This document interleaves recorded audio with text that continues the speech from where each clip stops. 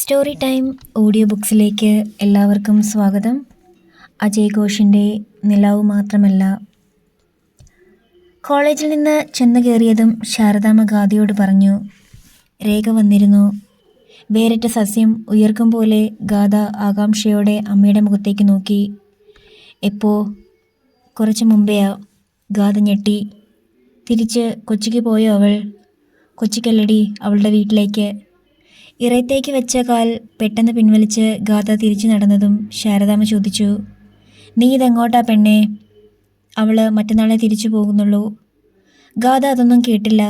ആവശ്യത്തോടെ പടികടന്ന് ഇടവഴിയിലൂടെ പാഞ്ഞു. പക്ഷേ രേഖയുടെ വീട്ടുമുറ്റത്തെത്തിയതും ആ പാച്ചിൽ നിന്നുപോയി. അതിന് കാരണവുമുണ്ടായിരുന്നു. ഇറയത്ത് രേഖയുടെ അച്ഛനും വിനയനും സംസാരിച്ചിരിക്കുന്നത് അവൾ കണ്ടു.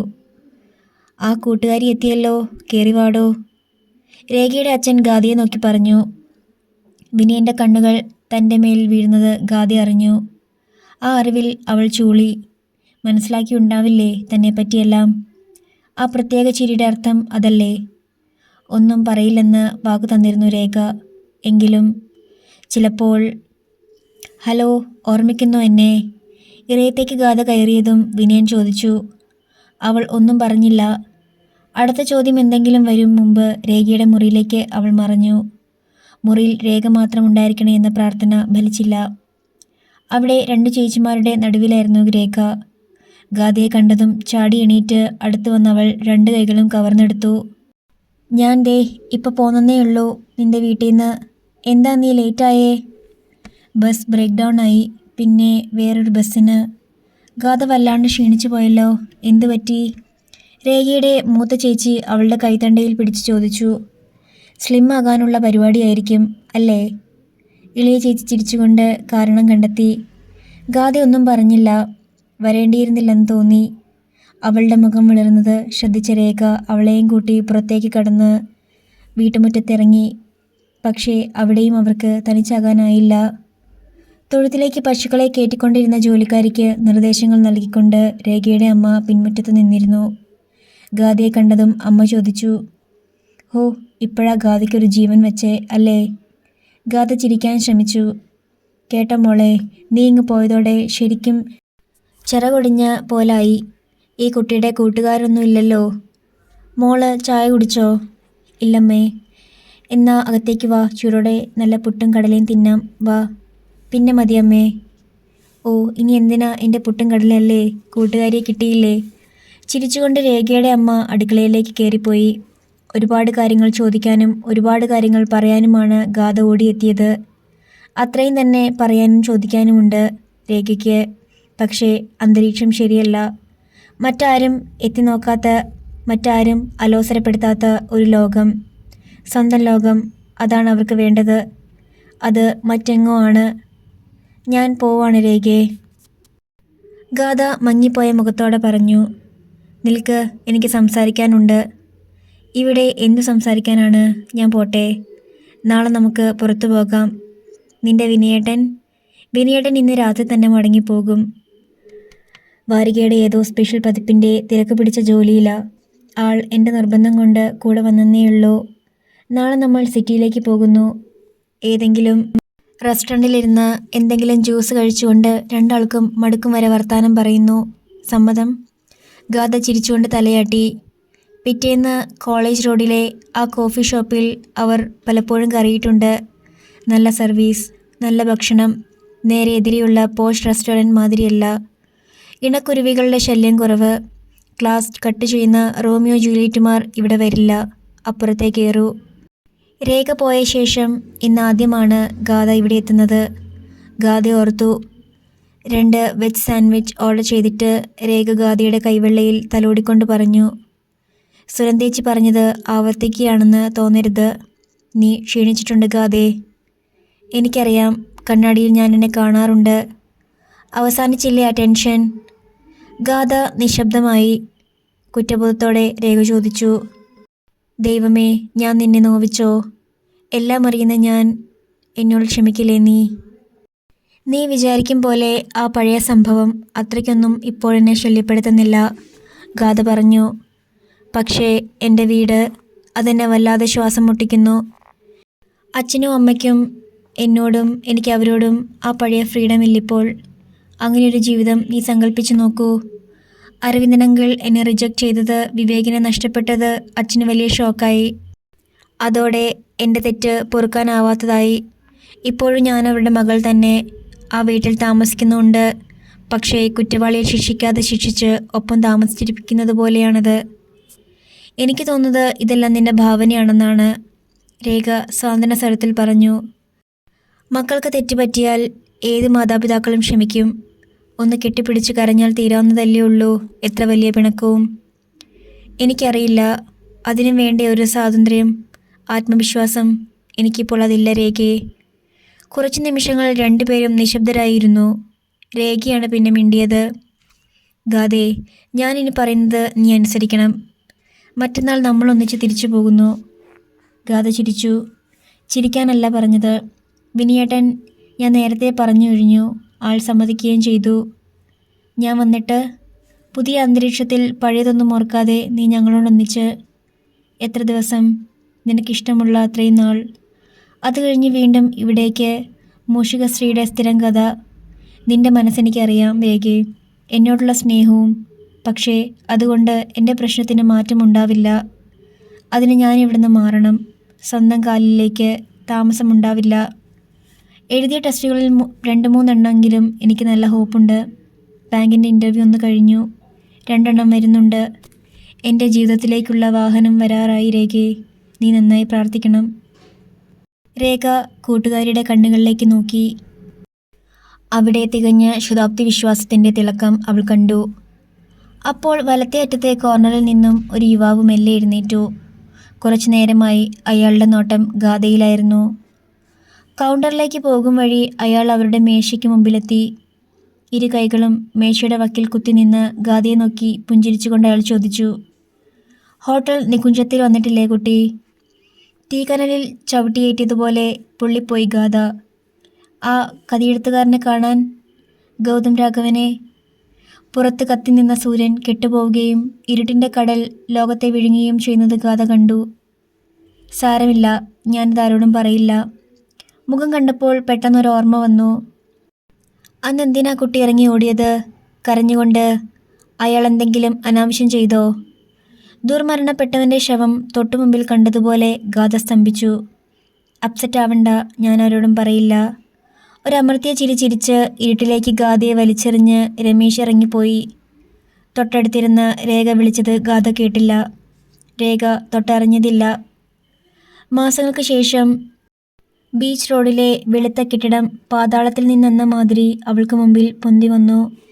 നികുഞ്ചത്തിലെ പൊതിഞ്ഞു കിടന്ന മരക്കൂട്ടം ഗതി കിട്ടാത്ത പ്രേതങ്ങളെപ്പോലെ പറന്നിറങ്ങി അവൾക്ക് ചുറ്റും നിന്ന് അലറി വിളിച്ചു. കറുത്ത ചിറകുകൾ വിടർത്തി വീശി മരണനൃത്തമാടി. ഉത്തരം പറഞ്ഞിട്ട് അത് ശരിയാണോ തെറ്റാണോ എന്ന് ഉത്കണ്ഠയോടിരിക്കുന്ന വിദ്യാർത്ഥിയെപ്പോലെ രവികൃഷ്ണൻ വിശ്വനാഥൻ നായർക്ക് മുമ്പിലിരുന്നു. ഗുരുനാഥനാകട്ടെ ശിഷ്യനോടുള്ള വാത്സല്യം ഇപ്പോൾ ഇരട്ടിച്ചിരിക്കുന്നു. ഗുരു മനസ്സിൽ കണ്ടതാണ് ശിഷ്യൻ പറഞ്ഞത്. ഗാദി വിവാഹം ചെയ്യാൻ എനിക്ക് മോഹമുണ്ട്. സാറിന് സമ്മതമാണെങ്കിൽ. വിശ്വനാഥൻ നായരുടെ ചിരി രവികൃഷ്ണൻ്റെ നെഞ്ചിനുള്ളിലെ ക്രമം തെറ്റിയ ടപ് ടപ് സാധാരണഗതിയിലാക്കി.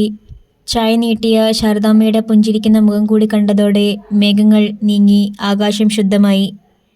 രണ്ടുപേരെയും മാറി മാറി നോക്കിക്കൊണ്ട് വിനയപുരസരം രവികൃഷ്ണൻ പറഞ്ഞു, എന്നാൽ ഞാൻ അച്ഛനെയും അമ്മയെയും അറിയിച്ചോട്ടെ ഗാദിയെ വന്ന് കാണാൻ? ആയിക്കോട്ടെ, വിശ്വനാഥൻ നായർ ചിരിച്ചുകൊണ്ട് പറഞ്ഞു. വീട്ടിലപ്പോൾ ഗാദി ഉണ്ടായിരുന്നില്ല. അത് ഒരു വിധത്തിൽ നന്നായെന്ന് രവികൃഷ്ണന് തോന്നി. ഗാദിയുടെ സാന്നിധ്യത്തിൽ പറയാൻ പറ്റുന്ന കാര്യമല്ല. വിപരീതമാണ് ഗുരുവിൻ്റെ മറുപടിയെങ്കിൽ അത് ഗാഥ കേൾക്കും. ഗാഥയിലൂടെ അടുത്ത ദിവസം അത് കോളേജിലെത്തും. ഇന്നലെ രവികൃഷ്ണൻ സാർ പ്രപ്പോസലുമായി വീട്ടിൽ വന്നിരുന്നു. അച്ഛൻ അത് നിരസിച്ചു. അതിലപ്പുറം അപമാനമുണ്ടോ? പിന്നെ സ്ഥലമാറ്റമേ ഗതിയുള്ളൂ. ഭാഗ്യം, ഗാഥ പുറത്തു പോയിരിക്കുന്നു. തിരിച്ചെത്തുമ്പോൾ അറിയിച്ചു കൊള്ളട്ടെ. അത്ഭുതപ്പെട്ടേക്കാം ഗാഥ. ഗുരുനാഥൻ്റെയാണ് ആലോചന. പക്ഷേ തൻ്റെ വിദ്യാർത്ഥിയല്ലല്ലോ ഗാഥ. രണ്ടുപേരും ഒരേ കോളേജിലാണെന്നല്ലേ ഉള്ളൂ. വേറെ വേറെ ഡിപ്പാർട്ട്മെൻറ്റുകളാണല്ലോ. സാഹിത്യവും കണക്കും തമ്മിലൊരു ബന്ധവുമില്ലല്ലോ. ആ നിലയ്ക്ക് ഈ ബന്ധത്തിന് അപാകതയൊന്നുമില്ലല്ലോ. രവികൃഷ്ണൻ അങ്ങനെ സമാധാനിച്ചു. മടക്കത്തിൽ തന്നെ അയാൾ വീട്ടിലേക്ക് വിവരം വിളിച്ചു പറഞ്ഞു. അമ്മേ, ഗ്രഹനില ഇന്ന് തന്നെ ഞാനങ്ങോട്ട് മെയിൽ ചെയ്യാം. ഒരുപാട് കൂലങ്കഷമായി ലെൻസ് വെച്ച് പരിശോധിക്കൊന്നും വേണ്ട. ഒരു 50% ഒക്കെ ചേർന്നാൽ അത് മതി കേട്ടോ. എന്നിട്ട് ഈ ആഴ്ച തന്നെ രണ്ടാളും വന്ന് പെണ്ണിനെ കാണുക. സൺഡേ ആയാൽ എല്ലാവർക്കും സൗകര്യമായല്ലോ അല്ലേ? എനിക്കിത്തിരി ധൃതിയുണ്ടെന്ന് അമ്മയ്ക്ക് തോന്നിയോ? അത്ര ധൃതിയൊന്നുമില്ല കേട്ടോ. കളിയാക്കരുത്. വേറൊന്നും കൊണ്ടുമല്ല. അമ്മയുടെ സങ്കല്പത്തിനനുസരിച്ചുള്ള കുട്ടിയാ. സാധാരണ ഇപ്പോഴത്തെ പെൺകുട്ടികളുടെ ബഹളമൊന്നുമില്ല. അടങ്ങി ഒതുങ്ങി നല്ല ചിട്ടകളോടെ വളർന്ന ഒരു കുട്ടി. പരിചയപ്പെടുമ്പോൾ അമ്മയ്ക്ക് വ്യക്തമാവും. എന്നേക്കാൾ തിടുക്കപ്പെടും അമ്മ ഗാഥയെ വീട്ടിലേക്ക് കൊണ്ടുപോകാൻ. അന്ന് രാത്രി ഗാഥ പതിവ് പോലെ മത്സര പരീക്ഷകളുടെ ഗൈഡും വായിച്ചിരിപ്പാണ്. കാൽപെരുമാറ്റം കേട്ട് തലയുയർത്തിയ അവൾ വാതിക്കൽ തന്നെ നോക്കി നിൽക്കുന്ന ശാരദാമ്മയെ കണ്ടു. എന്താ? അവൾ ചോദിച്ചു. അകത്തേക്ക് വന്ന് അടുത്തിരുന്ന് ശാരദാമ്മ പറഞ്ഞു, ഇന്ന് രവികൃഷ്ണൻ വന്നിരുന്നു. അവളുടെ പ്രതികരണം കാക്കാതെ ശാരദാമ്മ തുടർന്നു. നല്ല ബന്ധമാണ്. ഒരു വിധത്തിൽ വിവേകിൻ്റെ ആലോചന മാറിപ്പോയത് നമ്മുടെ ഭാഗ്യം. സ്വന്തം ശിഷ്യനെ തന്നെ മരുമകനായി കിട്ടുന്ന സന്തോഷത്തിലാണ് അച്ഛൻ. പിന്നെ ബംഗളൂരുവിലേക്കും മുംബൈയിലേക്കും അല്ലല്ലോ നിന്നെ വിവാഹം ചെയ്തയക്കുന്നത്. നാട്ടിൽ തന്നെയല്ലേ? അതൊരു വലിയ സമാധാനമാണ്.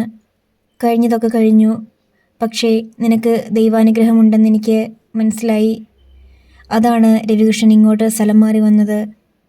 പറയേണ്ടതെല്ലാം ഒറ്റയടിക്ക് പറഞ്ഞു തീർത്ത് ശാരദാമ്മ മുറി വിട്ടു പോയതും ഗാഥ തലയ്ക്ക് കൈ കൊടുത്ത് ഇരിപ്പായി. ദൈവമേ, എന്തൊരു ശിക്ഷയാണിത്! ആപത്തുകൾ തൽക്കാലത്തേക്കെങ്കിലും ഒഴിവായി എന്ന് ആശ്വസിച്ചിരിക്കുകയായിരുന്നു. അപ്പോൾ അതാ അടുത്തത്. ഗുരുവിൻ്റെ വേഷത്തിൽ. വീട്ടിൽ സൂക്ഷിക്കാൻ ഇത്ര അപകടകരമായ സാധനമാണോ പെണ്ണ്? പോലീസ് എത്തും മുമ്പ് ഉടൻ നീക്കം ചെയ്യേണ്ട സ്ഫോടന വസ്തു.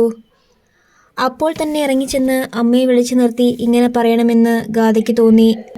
ഒരു ജോലി കിട്ടിയാൽ ആ നിമിഷം ഞാൻ ഒഴിവായിക്കാം. അതുവരെ സഹിച്ചൂടെ എന്നെ? പക്ഷേ അവൾ മുറിയിൽ തന്നെ ഇരുന്നതേയുള്ളൂ. കുറ്റവാളിയാണല്ലോ. കുറ്റവാളിക്കിനി ശബ്ദിക്കാൻ അവകാശമില്ല. പക്ഷേ കുറ്റവാളിക്ക് പ്രാർത്ഥിക്കാമല്ലോ. തൻ്റെ മേൽ വീഴുന്ന പുതിയ ആലോചനകളൊന്നും ഫലിക്കല്ലേ എന്ന്. ആ പ്രാർത്ഥനയോടെ പുസ്തകം അടച്ച് വിളക്കണച്ച് ഗാഥ കിടന്നു. പിറ്റേന്ന് ക്ലാസ് കഴിഞ്ഞ് ഡിപ്പാർട്ട്മെൻറ്റിലേക്ക് നടക്കുമ്പോഴാണ് രവികൃഷ്ണൻ.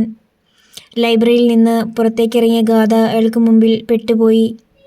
ആളെ കണ്ടതും തല താഴ്ത്തി നടക്കാൻ ഭാവിക്കവേ രവികൃഷ്ണൻ പറഞ്ഞു, ഞാൻ ഇന്നലെ വീട്ടിൽ വന്നിരുന്നു. അവൾ തല കുലുക്കി. ഇനി അച്ഛനും അമ്മയും വരും. എന്തിനാണെന്ന് മനസ്സിലായല്ലോ അല്ലേ? ഗാഥ ഒന്നും പറഞ്ഞില്ല. പക്ഷേ മനസ്സിൽ നിന്നും ചുണ്ടുവരെ കുറേ വാക്കുകൾ വന്നു. ഗുരുനാഥ, വിശപ്പ് ചത്തവൾക്ക് സദ്യ വിളമ്പുകയാണ് നിങ്ങൾ. ഇന്നോളം വെറുത്ത മാത്തമാറ്റിക്സ് പോലും ഞാൻ ചിലപ്പോൾ സഹിച്ചെന്ന് വരും. പക്ഷേ വിവാഹം എന്ന 3 അക്ഷരം ദയവ് ചെയ്ത് അതെൻ്റെ മുമ്പിലേക്ക് എടുത്തിടരുത്. ന്യൂസ് പേപ്പറോ വൈക്കോലോ ചവയ്ക്കുന്നത് പോലും അതിലും രുചികരമാണ്. അവർക്ക് ഗാഥയെ 100% ഇഷ്ടമാകും. അശരീരി പോലെ തോന്നി ഗാഥയ്ക്ക് രവികൃഷ്ണൻ്റെ വാക്കുകൾ. കാരണം അവൾ അയാളെ കാണുന്നുണ്ടായിരുന്നില്ല. പക്ഷേ ആ പ്രവചനം അവളെ ഞെട്ടിച്ചു. ശരി, നടന്നോളൂ എന്നോ മറ്റോ പറഞ്ഞ് രവികൃഷ്ണൻ അകന്നു പോയതും ഒരു ദീർഘനിശ്വാസത്തോടെ ഗാഥ നടന്നു. ക്ലാസ്സിലേക്കല്ല, പക്ഷേ കൈകാലുകൾ നീങ്ങിയത് ഒറ്റയ്ക്കിരിക്കാൻ ലോകത്തെ ഏറ്റവും പറ്റിയ സ്ഥലത്തേക്ക് തന്നെയാണ്. ലൈബ്രറിയിലേക്ക്. പുസ്തകറാക്കുകളുടെ സുരക്ഷയിൽ ഡെസ്കിൽ തലവെച്ച് കിടന്നവൾ ഓർത്തു. അടുത്ത ഏതോ ഒരു ദിവസം പുതിയ 2 അപകടങ്ങൾ കൂടി മുന്നിലേക്കെത്തുന്നു. ഗുരുവിൻ്റെ അച്ഛനമ്മമാർ. ഗ്രഹനിലകൾ തമ്മിൽ പൊരുത്തമുണ്ടായാൽ, വരുന്നവർക്ക് തന്നെ ഇഷ്ടപ്പെട്ടാൽ ആ വിപത്ത് ഉറപ്പാകും. അതുണ്ടാവരുത്. ഏതു ദൈവം തന്നെ അതിനു സഹായിക്കും? ദൈവത്തിന് പറ്റില്ലെങ്കിൽ ചെകുത്താന്മാരില്ലേ ഈ പ്രപഞ്ചത്തിൽ? അവർ തുണച്ചാലും മതി. ദൈവത്തെ കണ്ടില്ല ഇന്നോളം.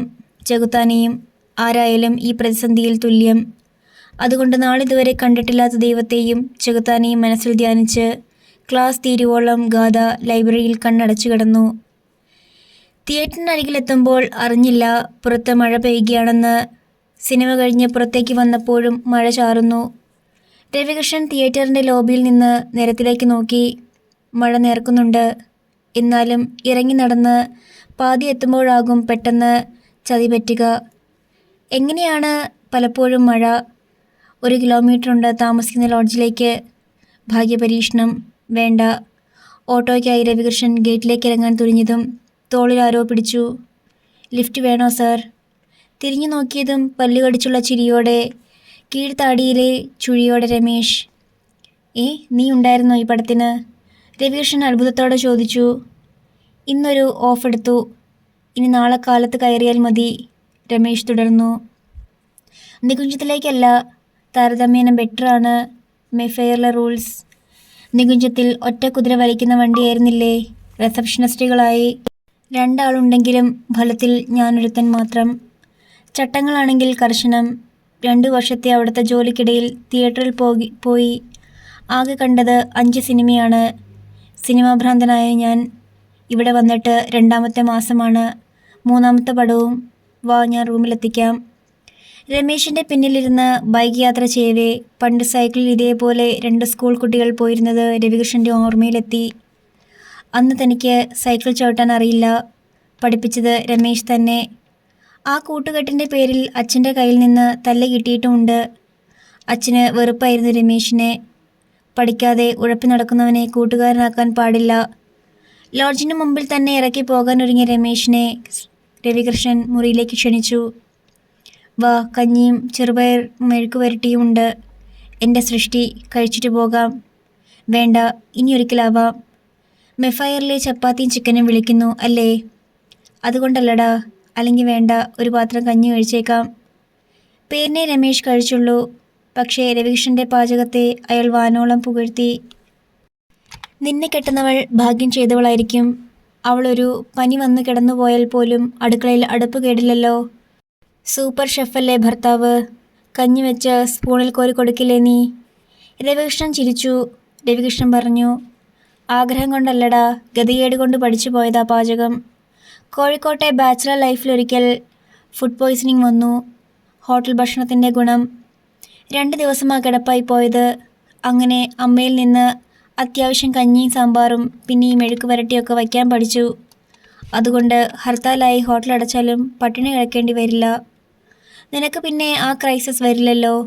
പുഴയിൽ കിടക്കുന്നവന് വെള്ളത്തിനെന്ന് പഞ്ചം. രമേശ് ചിരിച്ചു. പിന്നെ സംസാരം വേറൊരു വഴിയായി. രവികൃഷ്ണൻ്റെ വിവാഹം. പ്രായം 19 ആയില്ലേ? എന്തിനാ നീ ഇനിയും വൈകിക്കുന്നത്? എന്നെപ്പോലല്ലോ നീ.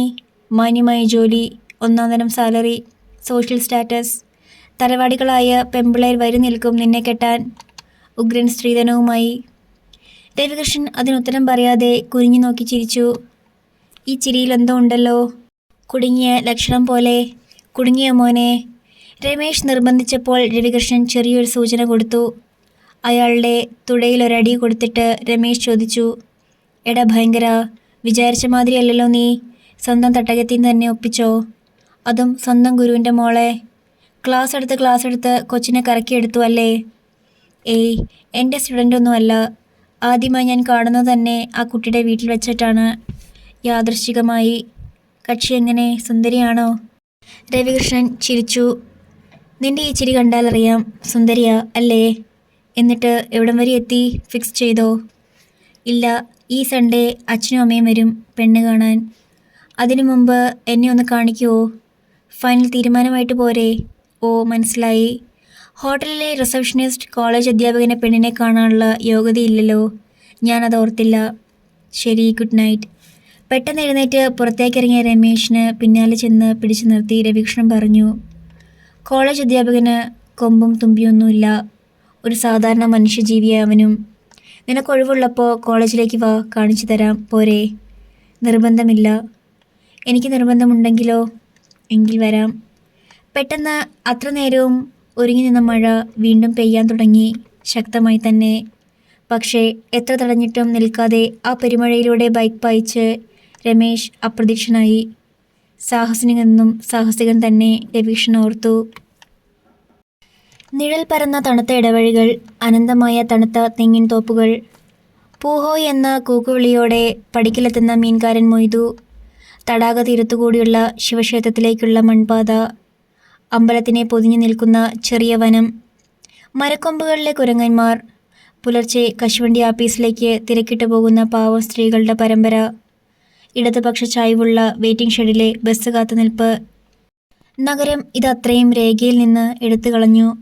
ജനിച്ച നാടിനെ അവളിൽ നിന്ന് നീക്കം ചെയ്തു. പകരം മെട്രോ നഗരത്തിൻ്റെ ഒച്ചയും പുകയും കാർബൺ മോണോക്സൈഡും അവളിൽ നിറച്ചു. മനുഷ്യവ്യൂഹത്തെയും വാഹനവ്യൂഹത്തെയും കണ്ട് രേഖയ്ക്ക് മടുത്തു. അപ്പോഴൊക്കെ അവൾ മനസ്സുകൊണ്ട് നാട്ടിലേക്ക് പറന്നു. മനസ്സുകൊണ്ട് ഗാഥയുടെ വീട്ടിലേക്ക് പാഞ്ഞു ചെന്നു. ഗാഥയുടെ കൈ പിടിച്ച് വലിച്ചു. മനസ്സുകൊണ്ട് വിളിച്ചു, വാ ഗാഥേ, എൻ്റെ കൂടെ വാ. നീ വന്നാൽ നമ്മുടെ തടാകവും ഇടവഴികളും അമ്പലവും ചന്ദനം മണക്കുന്ന സന്ധ്യകളും കൂടെ വരും. ഈ ഫ്ലാറ്റിൻ്റെ പടിക്കൽ വന്ന് മീൻകാരൻ മൊയ്തു കൂകി വിളിക്കും. കാലത്ത് ഈ ഫ്ലാറ്റിൻ്റെ മുമ്പിലൂടെ പാവപ്പെട്ട സ്ത്രീകൾ കശുവണ്ടി ഓഫീസിലേക്ക് പാഞ്ഞു പോകും. വിനയൻ ജോലിക്ക് പോയാൽ രേഖ വാതിലടയ്ക്കും. തൊട്ടടുത്ത ഫ്ലാറ്റിലൊക്കെ കുടുംബങ്ങളുണ്ട്. അവരിലൊരാളെങ്കിലും ചങ്ങാത്തം കൂടാവുന്നതേയുള്ളൂ. പക്ഷേ രേഖ അതിന് വലിയ താല്പര്യം കാട്ടിയില്ല. വായനപ്രിയയായിരുന്നെങ്കിൽ വിനയൻ്റെ ലൈബ്രറിയിലെ പുസ്തകങ്ങൾ ഭക്ഷിക്കാമായിരുന്നു. പക്ഷേ അവൾ ഗാഥയല്ലല്ലോ. പൊടി തട്ടി വയ്ക്കാനല്ലാതെ അവൾ പുസ്തകങ്ങളെ സ്പർശിച്ചതേയില്ല. മടുപ്പേറിയപ്പോൾ ഗാഥയെ ഫോണിൽ കിട്ടാൻ നോക്കി. എന്നാൽ 10 വട്ടം ശ്രമിച്ചാൽ 1 വട്ടം കിട്ടും. അതാണിപ്പോൾ അവസ്ഥ. ഗാഥ തന്നിൽ നിന്ന് മനഃപൂർവ്വം അകലാൻ നിശ്ചയിച്ചിരിക്കുന്നത് പോലെ തോന്നി രേഖയ്ക്ക്. ഫോൺ എടുത്താലും മറുപടികൾ നിസ്സംഗമായി. പറയാനും കേൾക്കാനും ഒരു താല്പര്യവുമില്ലാത്തതുപോലെ. ദിവസങ്ങൾ പലത് കടന്നുപോയി. അങ്ങനെയൊരു ദിവസം രമേശൻ രവികൃഷ്ണൻ്റെ ലോഡ്ജിൽ വന്നതിൻ്റെ പിറ്റേന്നായിരുന്നു അത്. സായാഹ്നം. വിനയൻ പത്രാഫീസിലായിരുന്നു. രേഖ ഗാഥയെ വിളിച്ചു. വളരെ കഴിഞ്ഞാണ് മറുഭാഗത്ത് ഗാഥ വന്നത്. നീ ഉറക്കമായിരുന്നോ? രേഖ ചോദിച്ചു. അല്ല, പിന്നെന്താ ഫോൺ എടുക്കാൻ വൈകിയത്? മറുപടി ഉണ്ടായില്ല. ഞാൻ ഇന്നലെയും മിനിഞ്ഞാന്നും നിന്നെ വിളിച്ചിരുന്നു. ഞാൻ അറിഞ്ഞില്ല. മിസ്ഡ് കോൾസ് നോക്കിയില്ലേ നീ? ഇല്ല. അതെന്താ? മറുപടി വന്നില്ല. ഈ മൊബൈൽ എന്ന സാധനം മനുഷ്യർക്ക് തമ്മിൽ സംസാരിക്കാനാ, അതറിയുമോ? ഞാനിത് കളയാൻ ആലോചിക്കുക. മൊബൈൽ കളയാനോ? നിനക്കെന്താ പെണ്ണേ, വട്ടായോ? നിന്നെ കാണാനോ പറ്റുന്നില്ല. ഇനി ഫോണിൽ സംസാരം കൂടി ഇല്ലാതായാൽ പിന്നെ ഞാനങ്ങ് വരും. നിന്നെ കെട്ടിവലിച്ചിങ്ങ് കൊണ്ടുപോരും. മനസ്സിലായോ? പിന്നെ സംസാരിക്കാം. തലവേദനിക്കുന്നു. നിനക്കൊരു തലവേദനയും ഇല്ല. ഞാൻ വിശ്വസിക്കില്ല. നിർബന്ധമില്ല. ഗാഥേ, നിനക്കെന്ത്? ചോദ്യം പൂർത്തിയാക്കും മുമ്പ് ഗാഥ കട്ട് ചെയ്തു കഴിഞ്ഞിരുന്നു. ആ പ്രതികരണം രേഖയെ വല്ലാതെ നോവിച്ചു. പക്ഷേ ഗാഥയോട് അവൾക്കൊട്ടും ദേഷ്യം തോന്നിയില്ല. പകരം ഗാഥയെ ഓർത്ത് വേദനയാണുണ്ടായത്. അകലെ ആ വീട്ടിൽ, ആ മുറിയിൽ അടഞ്ഞ വാതിലിനപ്പുറം കട്ടിലിൽ ഗാഥ തനിച്ചിരിക്കുന്നത് അവൾ കണ്ടു. ഗാഥയല്ല, പഴയ ഗാഥയുടെ നിഴൽ. നിഴലിൻ്റെയും നിഴൽ. ദൈവമേ, എങ്ങോട്ടാണ് അവൾ സഞ്ചരിക്കുന്നത്? ഞായറാഴ്ചയിലേക്കിനി ഒരു ദിനം മാത്രം. കോളേജിലേക്ക് പുറപ്പെടുമ്പോൾ രവികൃഷ്ണൻ ഓർത്തു. 6:30 ട്രെയിനിന് അച്ഛനും അമ്മയും പുറപ്പെടും. വിവരം വിശ്വനാഥൻ സാറിനെ ഞാൻ അറിയിച്ചിട്ടുണ്ട്. ഉച്ചയ്ക്ക് മുമ്പ് അവരെത്തും. ഗാഥയെ കാണും. ഇഷ്ടപ്പെടുമെന്നതിന് ഒരു തർക്കവുമില്ല. മുടി മുറിച്ചും പുരികം കത്തിരിച്ചും ചുണ്ട് ചുവപ്പിച്ചും ജീൻസിൽ കയറിയതുമൊക്കെ നീങ്ങുന്ന പുതുതലമുറയിൽ നിന്നും വ്യത്യസ്തമായി ഇതാ ഒരു പെൺകുട്ടി. വ്യക്തിത്വമുള്ളവൾ. അച്ചടക്കത്തിൻ്റെ പര്യായം. ഗാഥയെ കാണുന്ന നിമിഷം ഉറപ്പായും അമ്മ പറയും, എൻ്റെ മനസ്സറിഞ്ഞ് തന്നെ നീ കണ്ടുപിടിച്ചല്ലോ മോനെ. പുറമേ അങ്ങനെയൊരു സർട്ടിഫിക്കറ്റ് തരില്ലെങ്കിലും അച്ഛനും വിയോജിക്കില്ല അമ്മയോട്. മതിപ്പ് കൂടും മകനെപ്പറ്റി. നാളെയായാൽ മതിയായിരുന്നു ഞായറാഴ്ച. വെള്ളിക്കും ഞായറിനുമിടയിൽ ആരാണ് ശനിയെ പിടിച്ചിട്ടത്? ഞായറാഴ്ചയിലേക്ക് ഒന്നല്ല ഒരുപാട് ദിനങ്ങളുടെ ദൂരമുണ്ടെന്ന് തോന്നിപ്പോകുന്നു രവികൃഷ്ണന്. അന്ന് കോളേജിൽ വെച്ച് ഗാഥയെ എപ്പോഴോ കണ്ടപ്പോൾ അയാൾ അർത്ഥവത്തായി ഒന്ന് പുഞ്ചിരിച്ചു. ചിരിയുടെ പൊരുൾ ഇതായിരുന്നു. ഞായറാഴ്ചയുടെ പ്രാധാന്യം അറിയാമല്ലോ അല്ലേ? ഗാഥ ചിരിച്ചെന്ന് തോന്നി. സഹപ്രവർത്തകർക്കാർക്കും അറിയാത്ത രഹസ്യം. കോളേജിന് അറിയാത്തൊരു രഹസ്യം. അതിങ്ങനെ ഉള്ളിൽ കൊണ്ടു നടക്കുന്നതിൻ്റെ സുഖം രവികൃഷ്ണൻ ആസ്വദിച്ചു. ആ സുഖത്തോടെ ക്ലാസ് എടുത്തു. വൈകിട്ട് കോളേജ് വിട്ടിറങ്ങുമ്പോൾ തൊട്ടു മുമ്പിൽ ഗാഥ നീങ്ങുന്നത് അയാൾ കണ്ടു.